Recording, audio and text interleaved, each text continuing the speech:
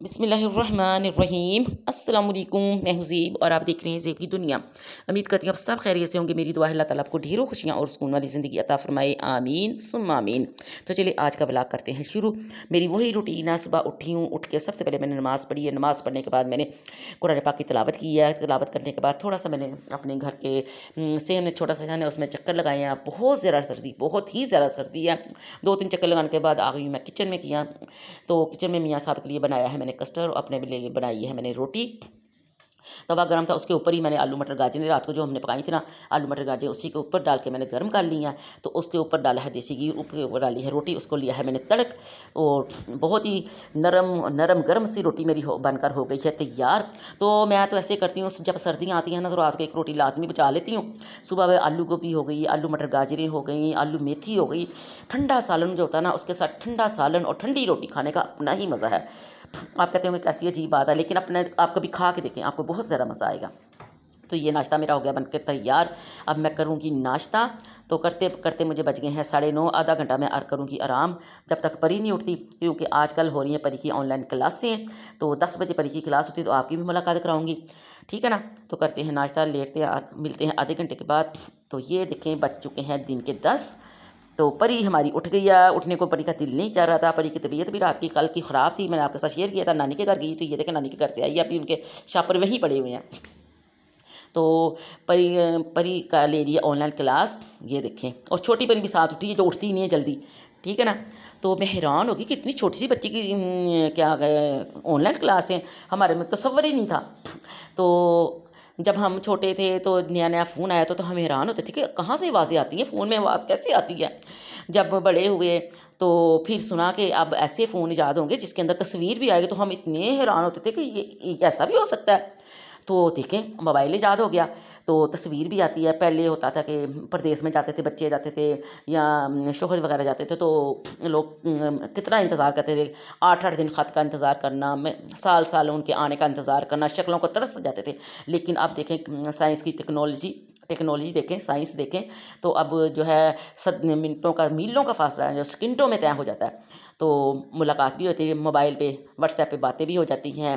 उसी वक्त हर किस्म की बात शेयर भी हो जाती है, मुलाकात ही हो जाती है एक किस्म की।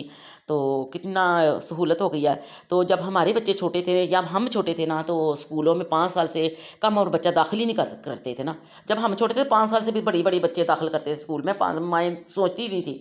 तो जब हमारे बच्चे हुए तो हमारी बच्ची को मैं दाखिल कराने गई, तो मैं 3 साल की थी कि 3.5 साल की थी, कहाँ। तो उनका बीबी हमने तो दाखिल नहीं अभी करनी, 5 साल की होगी तो फिर दाखिल करेंगे। फिर हम बच्ची 5 साल की हुई तो फिर हमने दाखिल करवाए बच्चे स्कूल में। तो आजकल तो बच्चे हमारी ये परी पौने 3 साल की भी नहीं हुई तो हमने दाखिल करवा दी थी। तो ये देखिए परी की हो गई क्लासें ख़त्म और बातों बातों में सारा कमरा भी हो गया है सेट। मैंने अपना कर लिया, बहू ने अपना कर लिया, और काम वाली आ गई है, वो कर रही है सफाई। तो ये रात को परी की मामा लेके आई थी सूट, कुछ मेरे हैं कुछ उसके हैं। तो मैं आपके साथ शेयर करूँ, आपको प्रोमो दिखा रही हूँ, क्योंकि फिर व्लॉग बहुत लंबा हो जाना ना। तो इसलिए मैं कल इसके ना आपको मैं खोल के दिखाऊंगी। तो ये साथ मैंने गर्म पिया, पानी पी रही हूँ। घंटे 1.5 घंटे के बाद मैं नीम गर्म पानी खाने के बाद पीती हूँ लाजमी ना। खाने के बाद उसी वक्त फ़ौरन नहीं पीती, ठीक है। ये देखिए परी मेरी छोटी परी कैसे तमाशे कर रही है। तो हो जाएगी सफाई। तो आज हमने पकाना है घिया गोश्त, घिया शरीफ।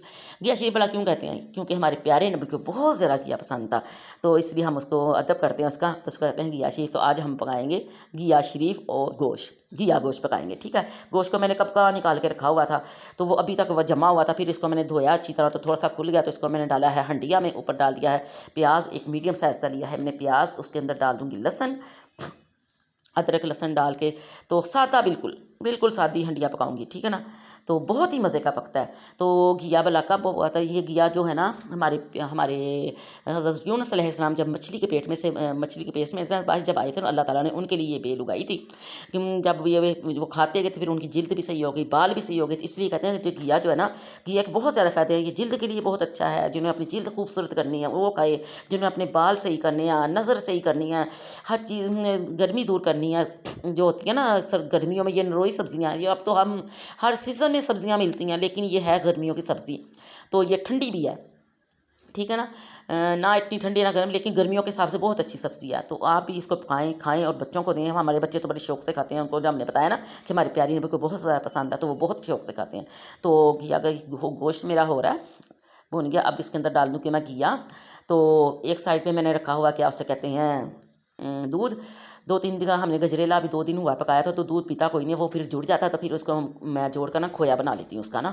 तो वो एक साइड पे बन रहा है खोया। जब तक हमारा घिया पकेगा तो हमारा खोया भी बनकर तैयार हो जाएगा। उसका मैं बनाऊँगी हलवा। वो आपके साथ रेसिपी मैंने वैसे शेयर की है, लेकिन फिर भी कर दूँगी शेयर नए तरीके से, ठीक है ना। आपने लाजमी देखना है। तो ये देखिए डाल दिया है गोश्त के अंदर मैंने घिया। अब ये हल्की आंच के भून का इसको हल्की आंच पे रख दूंगी, तो ये पकता रहेगा, तो उतनी देर में मेरा खोया भी हो जाएगा बनकर तैयार। तो आपने ऐसा करना है कि चैनल को आपने सब्सक्राइब करना है, लाइक करना है, शेयर करना है, और कमेंट में अपने राय का लाजमी इजहार करना है, और व्लॉग को पूरा देखना है, ठीक है ना। तो ये देखिए बातों बातों में घिया अच्छी तरह भून गया। आप इसको रख दूंगी मैं दम पे, हल्की आंच पे पकने के लिए। एक तरफ घिया पकेगा, एक तरफ मेरा बन जाएगा खोया। तो ये देखें खोया भी मेरा बन रहा है। तो खोए को ज़रा आपने ना इसको पतला नहीं करना, गहरा नहीं करना, नहीं तो घी निकल आएगा, फिर उसका फ़ायदा नहीं कोई होगा। तो ये देखिए बातों बातों मेरा खोया भी बन गया, हंडिया भी पककर हो गई है तैयार।